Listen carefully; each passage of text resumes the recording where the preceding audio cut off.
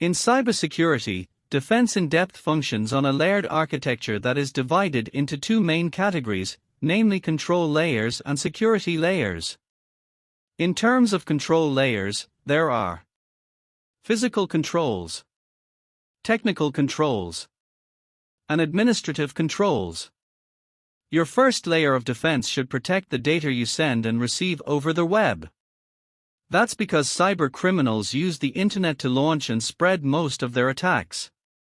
It's much easier for an online criminal to send spam emails with malicious links in them than, for example, to spread USB sticks with malware on them so potential victims can plug them in and get infected. Cyber criminals sniff, crack and break into your data exchanges over the web, if they are not properly secured.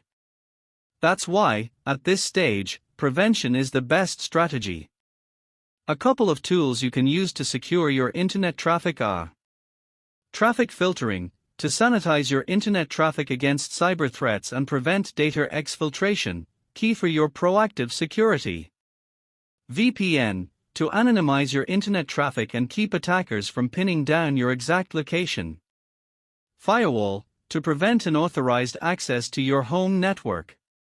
Anti-spam, to fight against unsolicited email, which is often loaded with malware. Anti-spyware, to detect and block spyware attempts, which aim to monitor your online activity and send the information to malicious actors.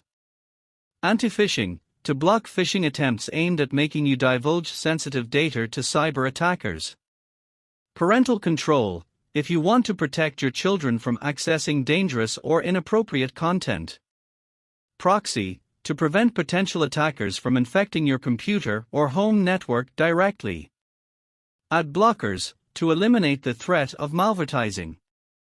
HTTPS everywhere, to make sure that the data you send and receive over the web is always encrypted. This collection of tools can help you build a barrier between you and cyber criminal attempts delivered via the web. Use these tools wisely and don't overdo it. Security and privacy tools have a lot of complexity behind them, so using more tools doesn't mean you'll be more protected. Choose the right ones for your needs and always remember that no one can guarantee 100% protection.